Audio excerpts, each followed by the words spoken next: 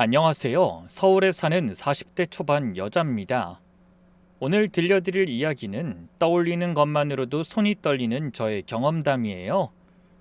지금부터 제 이야기를 차근차근 들려드릴게요. 어릴 적 이야기부터 해야겠네요. 제가 7살 무렵에 아빠가 갑작스레 세상을 떠나셨어요. 그 뒤로는 쭉 엄마와 둘이서만 살아왔죠. 어린 나이에도 엄마가 무너지지 않으려고 얼마나 이를 악무는지가 다 느껴졌기에 전 일찍부터 처리될 수밖에 없었어요. 그래도 둘만 있는 그 시간이 외롭다고 느낀 적은 별로 없었어요. 엄마는 언제나 제 곁에 있어 주셨거든요. 늘 저 하나만 바라보고 사셨던 엄마는 저에게 입버릇처럼 하시던 말씀이 있었죠. 아빠 목까지 내가 더 사랑해줄게. 우리 딸. 넌 하고 싶은 거 다 하면서 살아. 또 한 가지 저희 모녀에게 그나마 다행이었던 건 외가가 경제적으로 넉넉한 편이었다는 거예요. 외할아버지와 외삼촌들이 저희 모녀를 살뜰히 거두어 주신 덕분에 돈 걱정으로 주눅든 기억 없이 자랄 수 있었답니다. 학비 때문에 마음 졸인 적도 없었고 갖고 싶은 걸 못 가져 서러웠던 기억도 별로 없어요. 외가 친척들은 만날 때마다 저에게 늘 같은 말을 해주셨죠. 아빠 없다고 기죽을 것 없다. 우리가 네 뒤에 있으니까. 엄마뿐만 아니라 친척들이 만들어준 그 든든한 울타리 덕분에 저는 아빠의 빈자리를 그리 크게 느끼지 않고 자랄 수 있었던 것 같아요. 그 응원과 사랑으로 인해 저는 한번 마음먹은 건 끝을 보고야 마는 사람이 됐어요. 무슨 일이든 어중간하게 포기하는 법이 없었죠. 그렇게 악착같이 매달려 저는 꿈꾸던 항공사 객실 승무원이 되었어요. 밤낮으로 시차를 넘나들며 쉼없이 일을 해왔죠.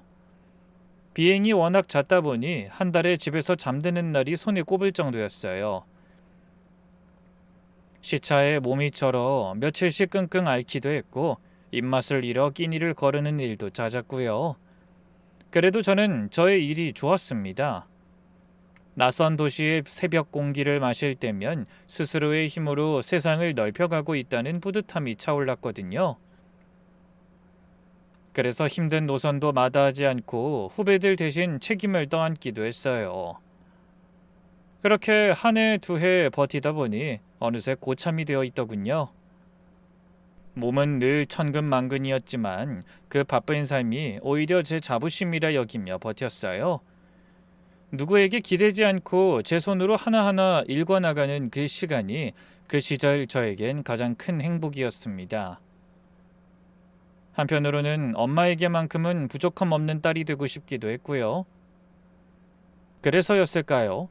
누군가와 연애를 하고 정착을 하는 삶을 생각해 본 적이 거의 없었어요. 사랑이라는 건 저에겐 늘 더 많이 내줘야 하고 더 많이 챙겨야 하는 또 하나의 일감 같은 거였으니까요. 그런데 그런 제 앞에 한 사람이 나타난 겁니다. 그 사람을 처음 만난 건 지인의 전시회에서였어요. 친하게 지내던 후배가 작은 단체전을 연다고 해서 응원을 해줄 겸 들렀던 자리였죠. 그런데 거기서 후배가 자기 선배라며 한 남자를 소개해 주는 거예요. 그 사람도 그림을 그리고 작게 전시도 여는 예술가였어요. 처음 만났을 때부터 차분하고 조용한 분위기를 풍기는 사람이었죠. 말투도 나직하고 사람을 빤히 쳐다보는 게 어쩐지 정말 예술하는 사람 같더라고요. 제 주위에는 그런 직업이나 성향이 거의 없어서 신기하게 느껴졌었죠. 우연히 신기함으로, 신기함이 호감으로, 호감이 사랑으로 나아가 우리는 그렇게 연인이 되었습니다. 그전까진 제가 했던 연애는 늘 제가 먼저 챙기고 끌고 가는 쪽이었습니다. 상대를 다독이고 일정을 맞추고 먼저 손 내미는 게 자연스러운 제 몫이었어요. 그런데 이 사람은 달랐죠. 어찌나 섬세하고 다정하던지 바쁜 저를 곁에서 늘 세심하게 살펴주더라고요. 제가 무슨 말을 하면 흘려듣는 법이 없었고 며칠 전에 지나가듯 한 말까지 다 기억하고 있어서 깜짝 놀라곤 했어요. 한 번은 제가 비행 중에 발이 퉁퉁 붓는다고 무심코 말했더니 다음에 만났을 때 발편한 신발을 슬며시 내밀기도 했고요. 또 어느 날은 제가 긴 해외여행을 마치고 며칠 만에 그를 만났는데 작은 수첩 하나를 내밀더라고요. 제가 없는 동안 떠오른 그림 아이디어를 적어둔 거라며 첫 장에 제 얼굴을 그려 넣었더군요. 그 정성스러운 마음에 그날 저는 이 사람이라면 평생 함께해도 좋겠다는 생각이 들더라고요. 무엇보다 저희는 이야기가 잘 통했습니다. 그림 한 점, 책 한 권을 두고도 우리는 몇 시간씩 마주 앉아 떠들 수 있었어요. 그런 식으로 주제를 하나 잡고 이런저런 대화가 오가다 보면 한나절이 훌쩍 지나 있곤 했죠. 어떤 날은 작은 미술관에 같이 있다가 그림 하나를 두고 서로 다른 해석을 내놓으며 즐겁게 옥신각신하기도 했어요. 그는 제 엉뚱한 감상도 절대 무시하지 않고 오히려 그런 시선이 신선하다며 좋아해 해줬습니다. 이야기 나누는 게 즐겁다는 걸 그때 처음 알았던 것 같아요. 누군가와 이렇게 깊고 다양한 이야기를 나눠본 게 얼마만인가 싶었죠. 늘 시간에 쫓기듯 살아온 저에게 그 사람은 잠시 숨을 고르고 쉬어갈 수 있는 그늘 같은 존재이자 담비 같은 존재였어요.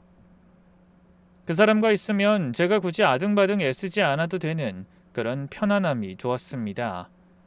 특히 챙김을 받는 게 나 정말 사랑받고 있구나 싶은 기분이 들어 행복하기도 했고요.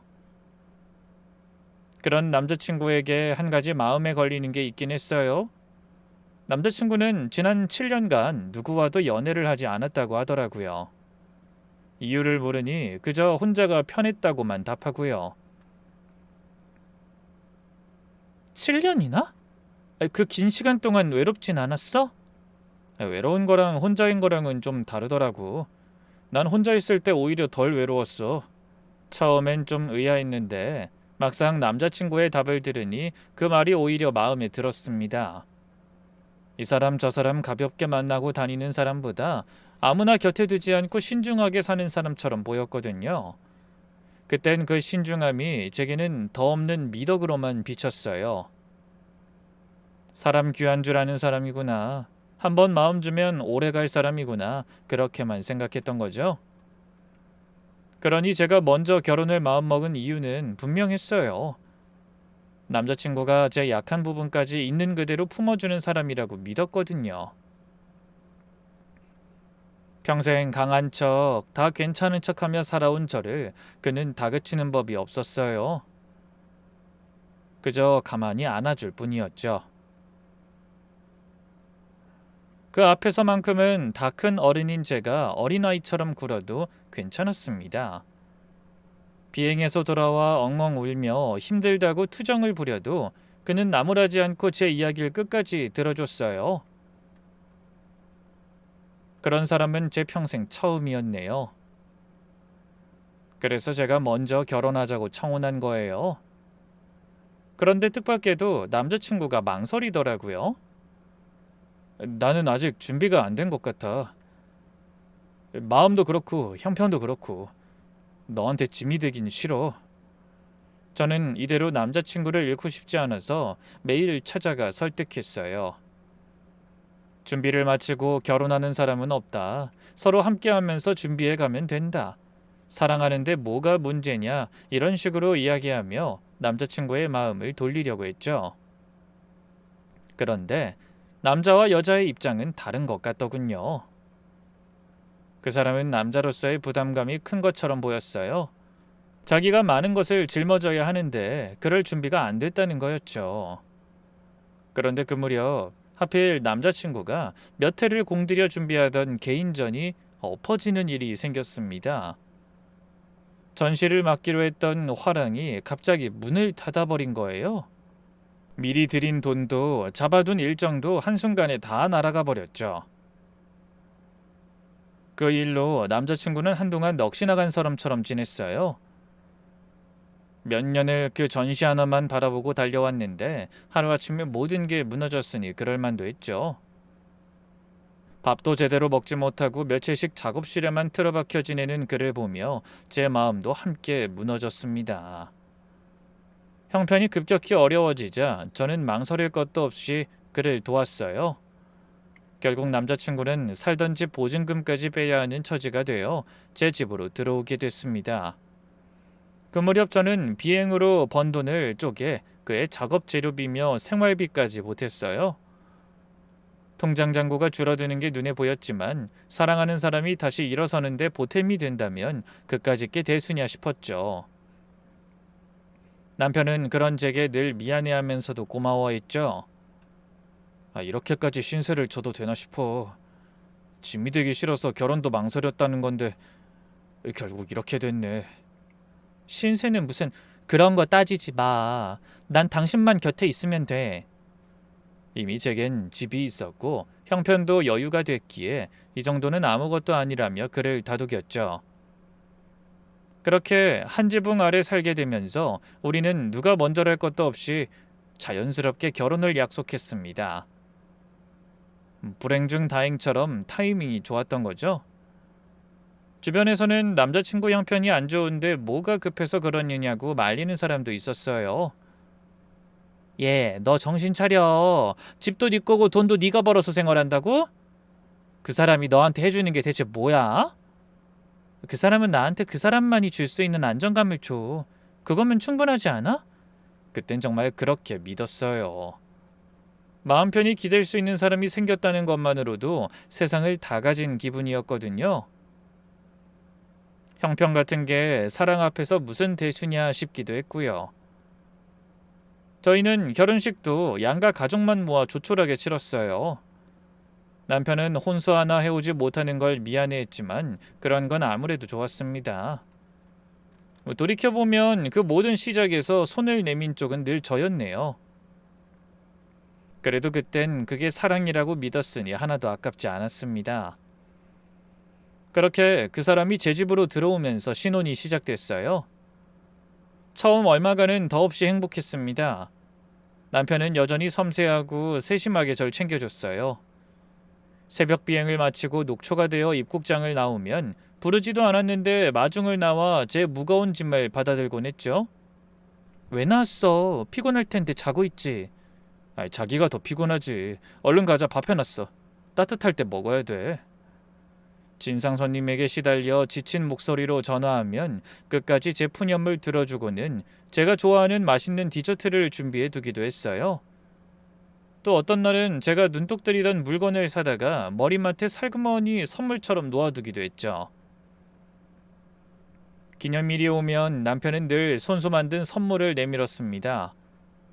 비싼 것도 아니고 거창한 것도 아니었지만 제 이름을 새긴 작은 목각 인형이라든가 저를 그린 그림 같은 마음이 담긴 것들이었죠. 그런 걸 받을 때마다 저는 세상에서 가장 사랑받는 아내가 된 기분이었어요. 이런 건 또 언제 만들었어? 손 많이 갔겠다. 당신 좋아하는 얼굴 보려고 만들지. 마음에 들어? 그런 다정함에 저는 매일같이 녹아들었습니다. 결혼하길 정말 잘했다고. 내가 사람 하나는 제대로 봤다고 몇 번이나 속으로 되뇌었어요. 친구들에게도 자랑이 늘어졌죠. 우리 남편만큼 자상한 사람은 없을 거라고요. 그런데 막상 같이 살아보니 연애할 땐 미처 몰랐던 면들이 하나둘 눈에 들어오기도 했어요. 남편에게는 반드시 혼자만의 생각이 필요하다는 거였죠. 밤마다 빠짐없이 일기를 썼는데 제가 곁에 다가가면 슬그머니 공책을 덮어버리곤 했죠. 혼자 영화를 보러 훌쩍 나가는 일도 잦았고 불 꺼진 방에 우두커니 앉아 한참을 생각에 잠겨있기도 했어요. 무슨 생각을 그렇게 해? 불도 켜지 않고. 그냥 생각 정리하면 마음이 좀 가라앉아서. 신경 쓰지 마. 처음엔 그런 모습이 좀 서운하기도 했어요. 신혼인데 저렇게 혼자만의 세계에 빠져있나 싶어서요. 어느 날은 분위기를 내보려고 비행 가서 사온 와인이며 안주를 차려놓고 남편을 기다린 적이 있었거든요. 그런데 남편은 잠깐 같이 앉아있다가 그날따라 머리가 복잡하다며 슬그머니 자리를 떠 혼자 방으로 들어가 버리더라고요. 오늘은 나 좀 혼자 있게 해줄래? 미안해. 덩그러니 남은 와인잔을 보며 어찌나 서운하던지요. 그래도 그땐 별다른 의심을 품지 않았습니다. 예술하는 사람이라 남들과 결이 다른가 보다. 저 고요한 시간이 다 작품의 밑거름이 되겠거니 했던 거예요. 오히려 그런 모습이 어딘가 그윽해 보여서 남편이 더 특별한 사람처럼 느껴지기도 했죠. 그러던 어느 날 밤이었어요. 남편이 거실 한 구석에서 혼자 펑펑 우는 모습을 보고 말았습니다. 그냥 우는 정도가 아니라 꼭 어린아이처럼 어깨를 들썩이며 서럽게 울고 있더라고요. 평소 그렇게 감정을 잘 드러내지 않던 사람이라 그 모습이 더 충격이었죠. 깜짝 놀라 다가가 무슨 일이냐고 물었어요. 그랬더니 손에 쥐고 있던 무언가를 황급히 등 뒤로 숨기는 거예요. 왜 그래 자기야? 무슨 일 있어? 뭘 그렇게 숨겨? 아무것도 아니야. 그냥 옛날 생각이 좀 나서. 신랑이 끝에 겨우 보니 그건 빛바랜 편지 한 통이었습니다. 누렇게 변색된 걸 보니 꽤 오래된 물건 같았어요. 남편은 제 손에서 그걸 거의 빼앗다시피 가져가더니 정말 아무것도 아니라며 딱 잘라 말하더라고요. 그러고는 그 밤 내내 등을 돌리고 누워 한마디도 하지 않았어요. 평소답지 않은 그 차가운 등이 제게는 낯선 벽처럼 느껴졌습니다. 며칠 뒤 그 편지를 다시 찾아보려 했지만 어디에도 보이지 않았어요. 흔적도 없이 사라진 거죠. 어디다 숨겼는지 아니면 태워 없앴는지 알 수가 없었습니다. 괜히 뒤지다 들키면 의심한다고 서운해할까봐 더 캐고들지도 못했어요. 그런데 그날 이후로 남편이 부쩍 이상해졌습니다. 멀쩡히 밥을 먹다가도 문득 넋을 놓고 허공을 응시하는가 하면 제가 무심코 옛날 이야기라도 꺼낼라 치면 평소답지 않게 예민하게 굴며 입을 꾹 닫아버렸어요. 어느 밤엔 잠결에 누군가의 이름인 듯한 말을 나직이 되뇌는 걸 들은 적도 있는데 분명 제 이름은 아니었어요. 가슴이 철렁 내려앉았죠. 다음날 일어나 은근슬쩍 물어보니 무의식 중에 잠꼬대한 걸 자기가 어떻게 아냐고 하더군요. 그뿐만이 아니었어요. 남편은 어느 특정한 시기가 되면 며칠씩 유독 가라앉았습니다. 말수가 부쩍 줄고 끼니도 거르고 혼자 훌쩍 바람을 쐬고 오겠다며 나가서는 밤 늦게야 돌아오곤 했죠. 처음엔 계절을 타나 보다 했는데 매년 같은 무렵에 그러니 이상하지 않을 수가 없었어요. 한 번은 어디 다녀오느냐고 물었더니 그냥 바닷가에 좀 다녀온다며 말끝을 흐리더라고요. 자기야, 왜 이맘때만 되면 그렇게 힘들어해? 무슨 일 있어? 아니야. 그냥 이때가 좀 그래. 사람마다 뭐 그런 시기 있잖아. 별것 아니야. 그 무렵이면 남편은 술도 평소보다 자주 마셨어요. 술에 취하면 혼자 베란다에 나가 한참을 밤하늘만 올려다보곤 했죠. 한 번은 제가 곁에 있다가 어깨에 손을 얹었더니 깜짝 놀라며 눈가를 황급히 훔치더라고요. 분명 또 울고 있었던 거예요. 멀쩡히 지나다가도 잊을만 하면 갑자기 이러니 무엇이 이 사람을 이토록 아프게 하는지 알 수 없어 전 그저 발만 동동 굴렀습니다. 사실 저희 엄마는 처음부터 남편을 그리 탐탁치 않아 하셨어요. 엄마는 이전부터 싹싹하고 단순하면서 밝은 사람을 자신의 사위로 두고 싶어 하셨거든요. 그런데 남편은 무슨 생각을 하는지 도통 알 수 없고 어렵다는 거였죠. 최서방은 웃어도 속을 모르겠어. 너한테 잘하는 거야 알겠는데 어째 사람이 좀 멀다고 해야 할까? 정을 안 주는 것 같아. 엄마도 참 원래 말수가 적은 사람이라 그래. 알고 보면 얼마나 자상한데. 좀 두고 봐. 차차 정들 거야. 남편도 그런 엄마의 마음을 눈치채고 있었어요. 자기를 못 믿어하는 걸 아니까 그 앞에서 굳이 살갑게 굴 마음이 들지 않는다고 언젠가 저한테 털어놓은 적도 있었죠. 장모님은 날 별로 안 좋아하시잖아. 내가 아무리 잘하려고 해도 색안경 끼고 보시는데 뭘 더 어떡해. 나도 사람인데 그게 느껴지면 다가가기가 싫어지지. 그 말을 들으니 한편으론 남편이 안쓰럽기도 했어요. 사정이 그러니 두 사람이 한자리에 있으면 공기가 늘 어색하게 가라앉을 수밖에요. 저는 그 사이를 어떻게든 좁혀보려고 무던히도 애를 썼습니다.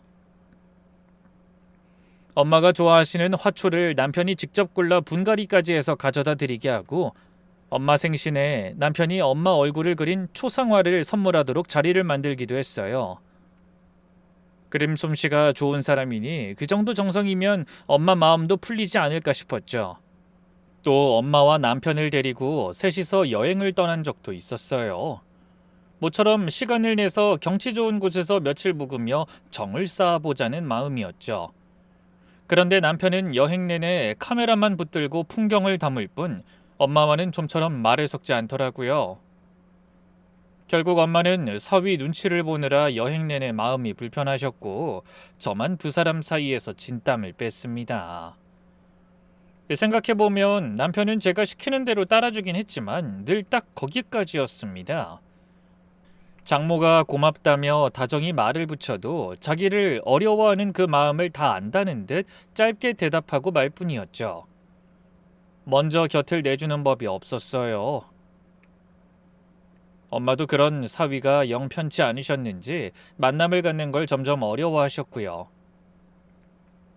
한 번은 엄마가 남편 생일을 맞이해서 음식과 선물을 잔뜩 들고 저희 집에 오셨는데 남편이 인사만 건성으로 하고는 작업할 게 있다며 방으로 쏙 들어가 버린 일이 있었어요. 엄마가 애써 챙겨온 음식을 식탁에 풀어놓으시며 서운한 기색을 감추지 못하시더라고요. 우리 사위는 표정에 감정이 다 드러나네. 내가 오는 게 그렇게 불편한가? 엄마, 그게 아니라 요즘 작업이 한창이라 그래. 너무 서운해하지 마. 내가 미안해. 저는 그렇게 엄마를 다독이면서도 속으로는 남편이 야속했습니다. 아니, 엄마의 정성이 있지. 어떻게 그렇게 매몰차고 예의 없게 들어가 버릴 수 있나요? 그건 장모와 사위 사이를 떠나서 인간 대 인간으로 무례한 거잖아요. 저를 봐서라도 살갑게 굴어주면 좋으련만 그게 그렇게 어려운가 싶었죠. 엄마를 모셔다 드리고 나서 남편한테 화를 내니 그제야 미안하다고 하더군요. 자기도 어색하고 불편해서 어찌해야 할지 몰라 그랬던 거라고요. 그때 처음으로 저도 두 손 두 발 다 든 것 같아요. 결국 엄마와 남편의 사이는 끝내 좁혀지지 않았네요. 그 일이 있고 나서 몇 달 후 친정엄마가 저에게 큰 집 한 채를 마련해 주셨습니다. 제가 살던 집이 공항과 멀어서 새벽 비행이 잡힐 때마다 꼭두 새벽부터 길을 나서느라 고생하는 걸 늘 안쓰러워하셨거든요. 그러시더니 외가에서 물려받은 땅을 정리한 돈으로 직장과 가까운 곳에 더 넓은 집을 덜컥 얻어주신 거예요. 멀리서 고생하지 말고 회사 가까운 데서 편하게 다녀. 엄마가 해줄 수 있는 게 이런 것밖에 더 있니? 네가 몸 편히 사는 게 나에겐 제일이야. 엄마 덕분에 더 크고 좋은 환경에서 지낼 수 있게 됐고 출퇴근 부담도 한결 덜 수 있었죠. 그렇게 저희는 마당까지 딸린 집으로 옮기게 됐어요. 엄마의 마음이 너무 감사해서 이사하던 날 엄마를 붙잡고 한참을 울었어요. 평생 저 하나 잘 되라고 모든 걸 내어준 엄마인데 저는 정작 바쁘다는 핑계로 살갑게 챙겨드리지도 못했으니까요. 앞으로는 더 엄마와 시간을 보내면서 살아야겠다고 마음먹었죠. 마침 그쯤 제 일도 한층 바빠졌습니다. 연차가 쌓여 사무장으로 승진하면서 비행 하나를 통째로 책임지고 후배 승무원들까지 챙겨야 하는 자리에 오른 거예요. 책임이 무거워진 만큼 신경 쓸 일도 배로 늘었죠. 비행의 후배 관리에 정신이 하나도 없는 나날이 이어졌습니다. 집에 돌아오면 그대로 쓰러져 잠들기 바빴어요. 장거리 노선을 며칠씩 돌고 오면 시차에 몸이 망가져서 며칠은 정신이 없었어요. 그렇다 보니 집안 사정을 세세히 들여다볼 겨를이 없었죠. 남편이 무얼 하며 시간을 보내는지, 요즘 어떻게 지내는지 확인할 여유 같은 건 더더욱 없었고요. 그러다 보니 자연스레 상대적으로 집에 머무는 시간이 긴 남편이 집을 꾸미고 살림을 더 많이 맡게 됐어요. 남편은 그런 쪽으로 솜씨가 좋아서 휑하던 새 집을 제법 아늑하게 꾸며놨죠. 벽에 직접 그린 그림을 걸고 가구 배치도 손수 다 했어요. 집을 보러 온 친구들이 다들 솜씨 좋은 남편을 뒀다며 부러워할 정도였습니다. 그런데 이사한 새 집을 둘러보던 남편이 유독 한 방 앞에서 한참을 서성이더군요. 창문이 어디로 났는지, 햇볕은 얼마나 드는지, 마치 무언가를 가늠하듯 꼼꼼히 살피더라고요. 이 방이 마음에 들어? 뭘 그렇게 열심히 봐? 아, 여기 빛이 좋네. 작업하기 딱 좋겠어. 사실 저희가 입주하기 전에 엄마가 따로 손봐서 만들어둔 창고가 하나 있었거든요. 원래는 제 짐이나 철진한 물건을 넣어두려고 만들어진 공간이었죠.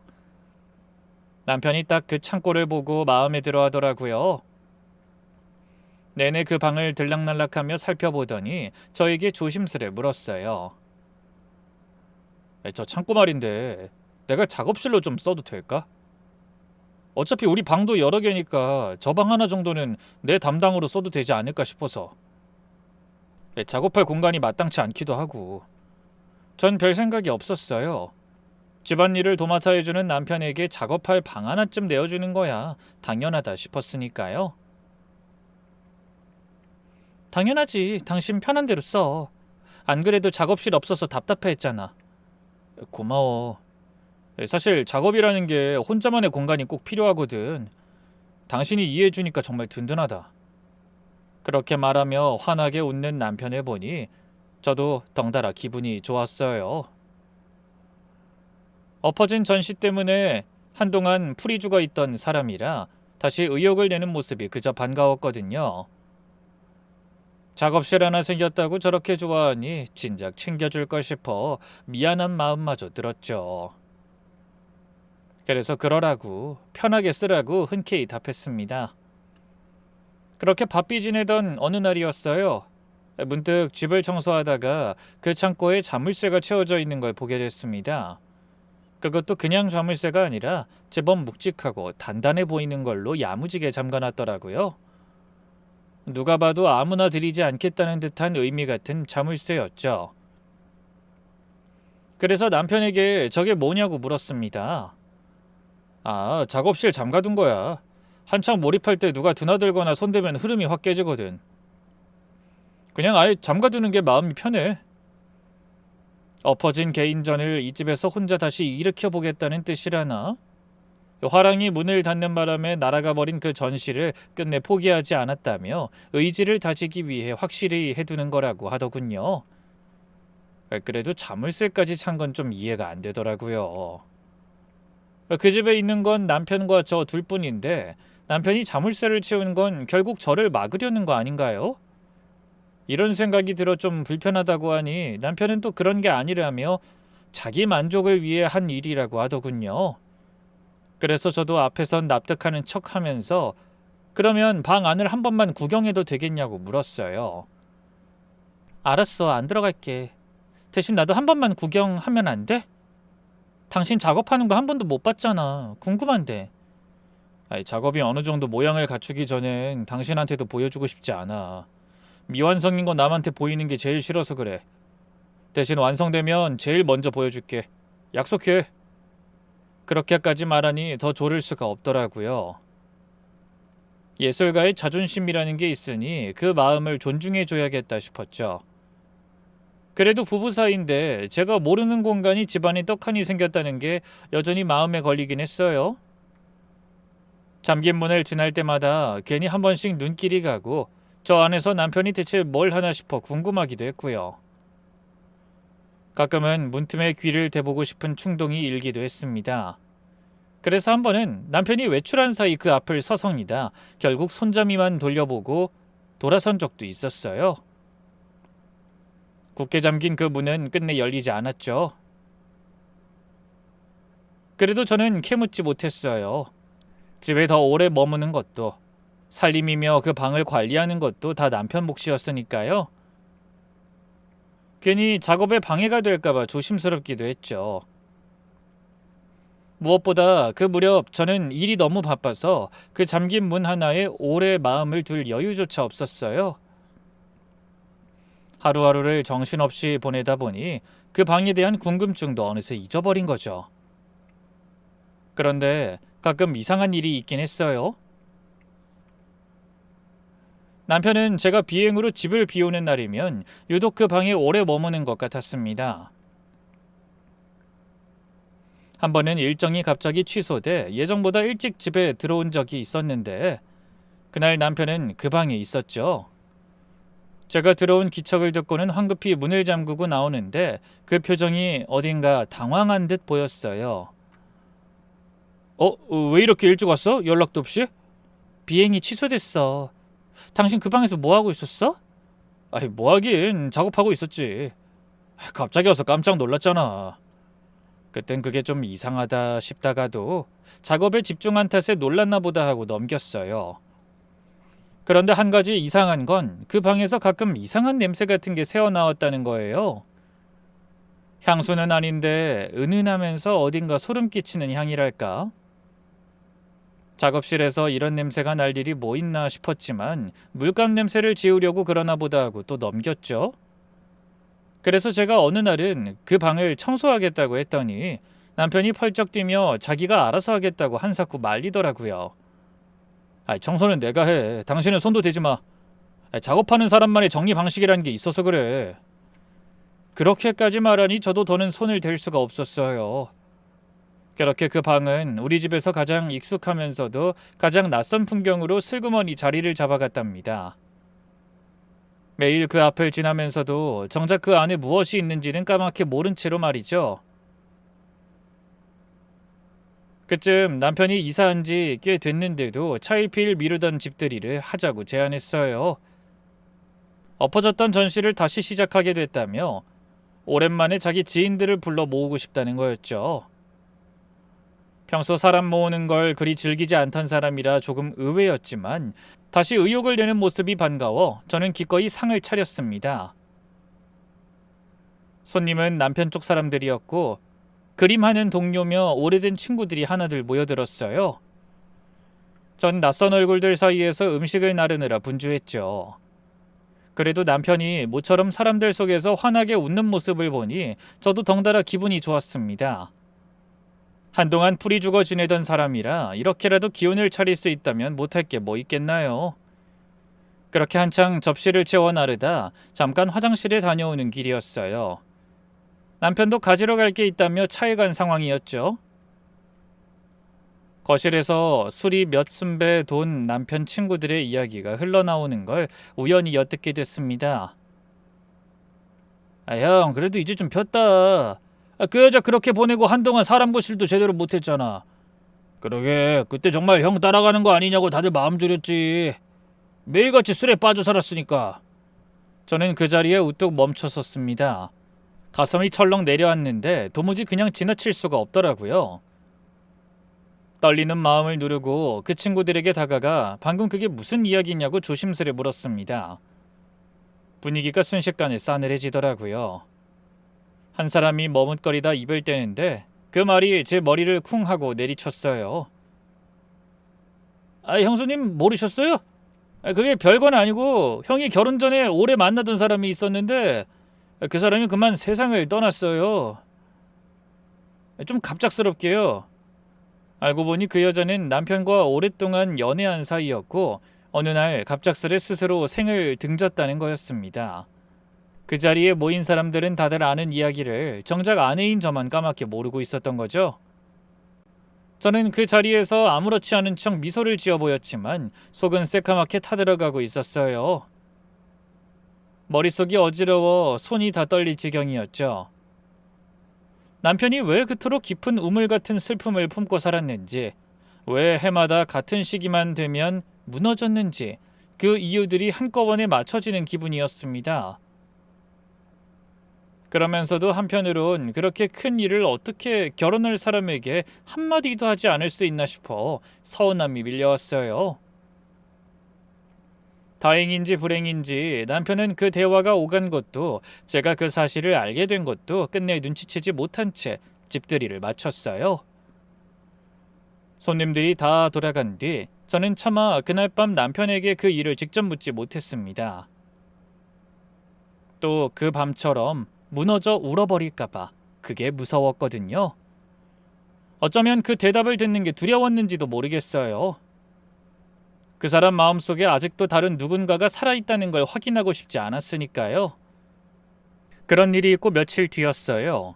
남편의 외투를 정리하다 안주머니에서 접힌 종이 한 장을 발견했습니다. 펼쳐보니 어느 병원의 진료 예약 안내장이더라고요. 그것도 정신건강의학과였죠. 한두 번 다닌 게 아니라 오래도록 꾸준히 약을 처방받아 온 것 같더라고요. 그 사실을 저에겐 단 한 번도 알려준 적이 없었거든요. 저는 조심스레 그 병원이 뭐냐고 물었어요. 이거 뭐야? 당신 그동안 병원 다녔어? 왜 나한테 말 안 했어? 아, 그거? 대수롭지 않은 일이니까 말 안 한 거야. 예수라는 사람 치고 안 아픈 사람이 어딨어. 다들 마음 한구석에 병 하나씩 안고 사는 거지. 너무 유난 떨지 마. 그 이야기를 들으니 자꾸만 집들이에서 들은 그 여자가 머릿속을 맴돌았어요. 남편의 그 깊은 사색도 밤마다의 눈물도 해마다 가라앉던 그 시기도 어쩌면 다 그 사람 때문이 아닐까. 거기까지 생각이 미치자 더는 참을 수가 없더라고요. 그래서 큰맘 먹고 정면으로 물었습니다. 혹시 먼저 떠난 연인 때문에 그래? 그 사람 못 잊어서? 순간 남편의 얼굴이 험하게 일그러졌어요. 평소 좀처럼 언성을 높이지 않던 사람이 그날은 버럭 화를 내더라고요. 그게 무슨 소리야? 대체 어디서 그런 얘기를 들었어? 다 끝난 옛날 일을 왜 들춰내? 그런 거 아니라고. 절대 아니라고 펄쩍 뛰는데 죽은 사람을 두고 더 따져 물을 수도 없었어요. 그러니 속이 풀리는 것도 아니었죠. 묻지도 못하고 넘기지도 못한 채 우리 사이엔 그렇게 보이지 않는 금이 가기 시작했습니다. 그날 이후로 저는 남편을 자꾸만 피하게 됐어요. 다정하게 밥을 차려주는 손길도 가만히 등을 쓸어주던 그 따스함도 이제는 어딘가 가면처럼 느껴지더라고요. 저 다정함은 정말 나를 향한 걸까? 아니면 떠난 그 사람의 빈자리를 메우려는 몸짓일 뿐일까? 그런 의심이 한번 고개를 들자 좀처럼 가라앉지 않았습니다.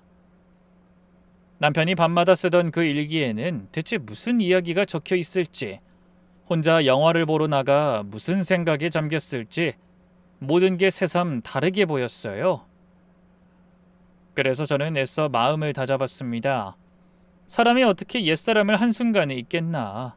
그래도 지금 곁에 있는 건 나인데 그렇게 스스로를 다독이며 흔들리는 마음을 붙들어보려 안간힘을 썼어요.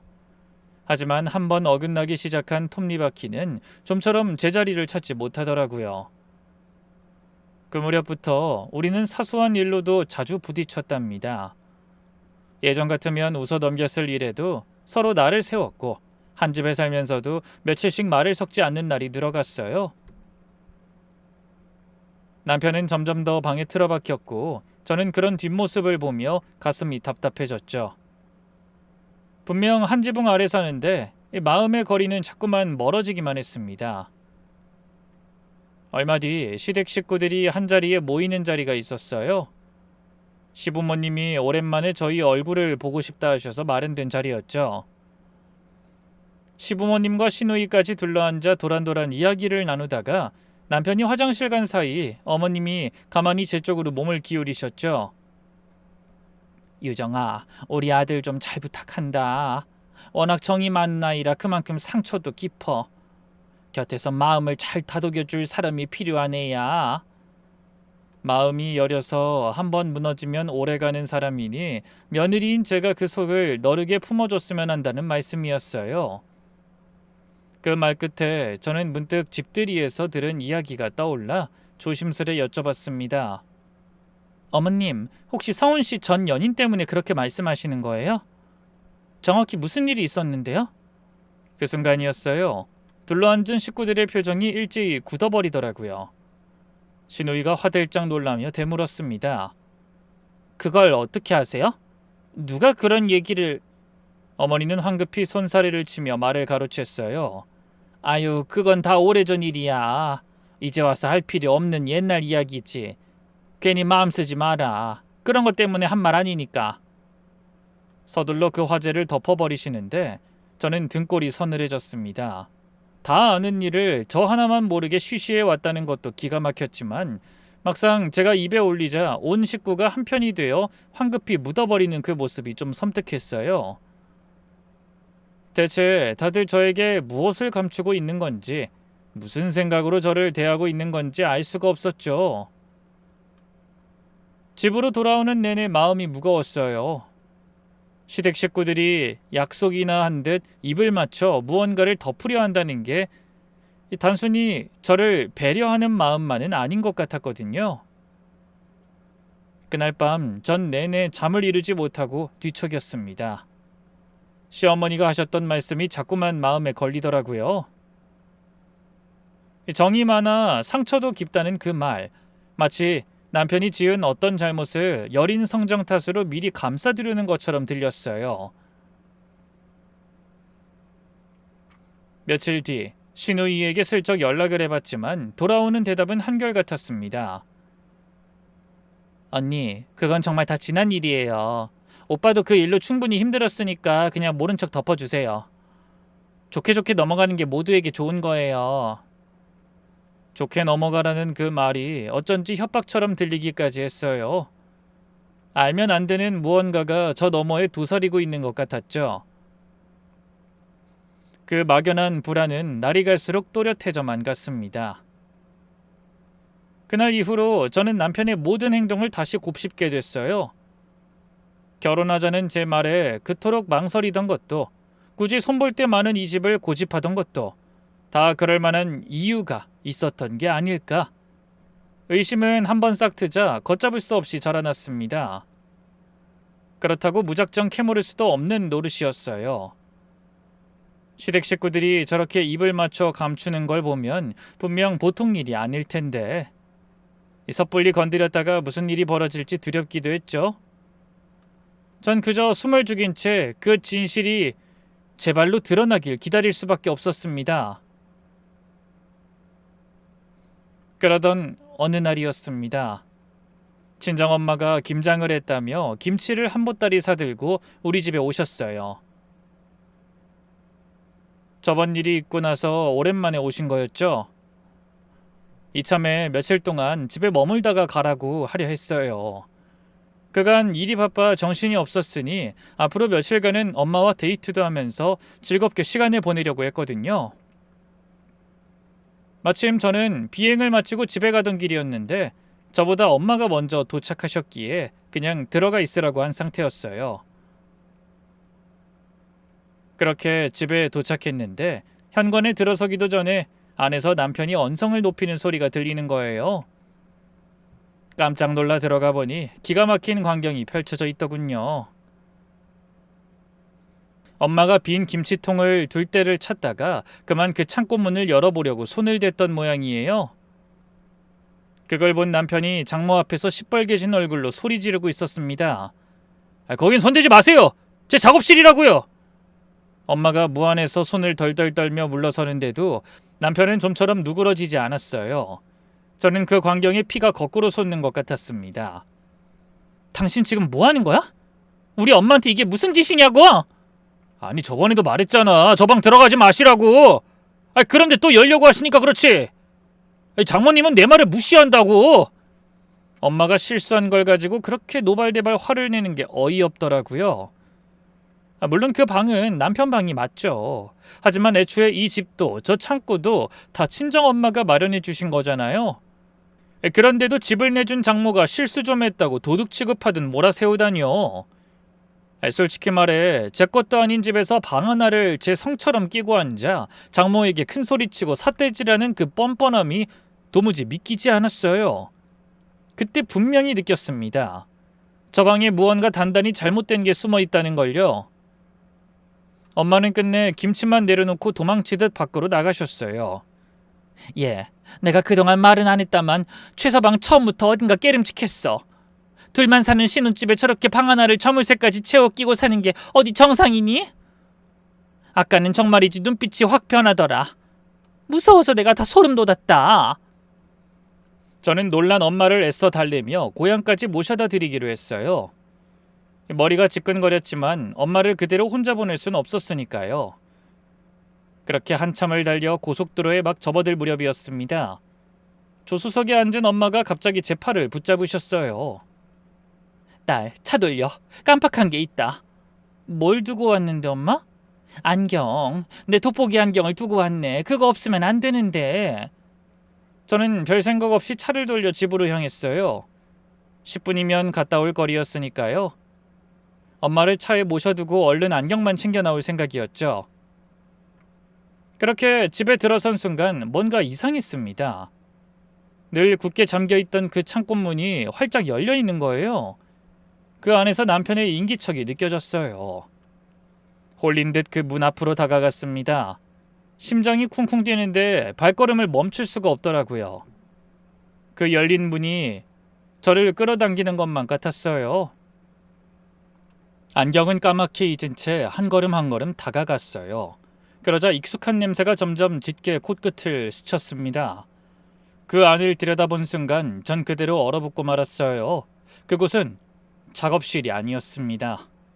한쪽 벽을 가득 메운 건 한 여자의 사진들이었어요. 정성스레 액자에 담겨 줄지어 걸려 있었죠. 그 여자를 그린 그림들과 유품처럼 보이는 자잘한 물건들이 마치 재단처럼 가지런히 놓여 있었습니다. 향까지 피워든 그곳 한가운데에서 남편이 그 사진을 향해 무어라 다정히 말을 건네고 있었어요. 몇 년을 같이 산 제 앞에서는 단 한 번도 본 적 없는 더없이 부드럽고 애틋한 얼굴로요. 자세히 보니 그 방은 그냥 사진 몇 장 걸어둔 정도가 아니었습니다. 시들어버린 꽃이 화병에 꽂혀 있고 빛바랜 편지 뭉치가 상자에 곱게 담겨 있었어요. 낡은 머리핀들이 작은 접시 위에 보물처럼 놓여 있었고요. 그러니까 남편은 이 집에 들어온 순간부터, 아니, 어쩌면 이 집을 고를 때부터 죽은 그 여자를 위한 공간을 마련할 작정이었던 거예요. 제가 비행으로 집을 비울 때마다 이 방에 틀어박혀 떠난 사람과 단둘이 시간을 보내온 거죠. 다리에 힘이 풀려 그 자리에 주저앉을 것만 같았어요. 머릿속이 새하얘지면서 지난 세월이 통째로 거짓이었다는 생각만 맴돌았습니다. 제가 그토록 자랑스러워하던 자상한 남편, 저를 쉬게 해주던 그 다정한 사람이 이런 짓을 벌였다는 게 믿어지지 않았어요. 뒤따라 들어온 엄마도 그 광경에 그대로 굳어버렸습니다. 한참을 말없이 그 방을 바라보던 엄마의 입에서 겨우 한마디가 새어나왔어요. 세상에 이게 다 뭐냐? 최서방 이 집에서 이러고 살았던 거야? 그제야 인기척을 느낀 남편이 휙 돌아봤어요. 저와 눈이 마주친 순간 그의 얼굴이 새파랗게 질리더라고요. 처음엔 몹시 당황해서 어쩔 줄 모르며 변명을 늘어놨습니다. 여보, 오해야. 이건 그냥 옛날을 정리하는 거야. 미안해. 당신이 오해할까봐 말을 못했어. 정말 그런 거 아니야. 그 변명에 어이가 없어서 그동안 작업실이라 거짓말하며 자물쇠까지 채워 꽁꽁 숨겨온 걸 조목조목 따지고 들었어요. 그러자 남편의 태도가 한순간에 돌변하더라고요. 미안해하던 기색은 온데간데 없이 사라지고 오히려 뻔뻔하게 나오기 시작했습니다. 그래, 당신 말이 맞아. 근데 이 방은 당신이 나한테 쓰라고 준 거잖아. 내가 내 방을 어떻게 쓰든 무슨 상관인데? 내가 바람을 피워서 딴 여자를 집에 들였어? 죽은 사람 추모하는 게 그렇게 큰 죄야? 저는 기가 막혀 말이 다 나오지 않았습니다. 나한테 한마디 상의도 없이 거짓말까지 해가면서 몇 년을 속였잖아. 그게 문제라고. 신혼집에 죽은 전 연인 기리는 공간을 마련해둔 게 상식적이란 거야? 말하면 당신이 이렇게 길길이 날뛰게 뻔하니까 그렇지. 지금 봐, 딱 이러고 있잖아. 그 말을 듣는 순간 머릿속이 차갑게 식었어요. 이 사람에게 저는 떠난 사람의 빈자리를 채워주고 집이며 생활까지 떠받쳐주는 도구에 지나지 않았던 거예요. 그동안의 모든 게 한순간에 다른 빛으로 보이더라고요. 이 사람의 모든 선택은 전부 먼저 떠난 그 여자를 위한 그림이었던 거죠. 저는 그 그림을 완성하기 위한 배경, 살아있는 가림막이었을 뿐이었습니다. 그 사실을 깨닫고 나니 분노보다 먼저 허무함이 밀려왔어요. 제가 쏟아부은 십수년의 사랑이 통째로 가짜 위에 지어진 거였으니까요. 그럼 나는 뭐야? 난 당신한테 대체 뭐였냐고!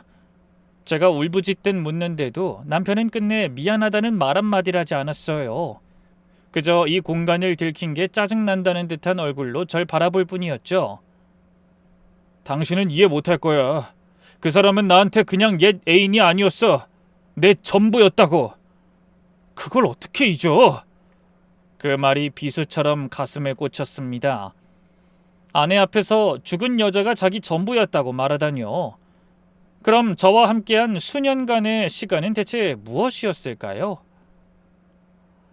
그 생각에 헛웃음이 다 나왔습니다. 그 사람이 당신 전부면 나는? 나랑 결혼은 왜 한 거야? 집이 필요했어? 밥 해줄 사람이 필요했어?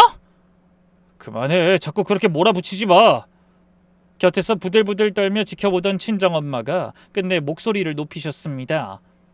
이 사람아, 산 사람이 먼저지 어떻게 이럴 수가 있어?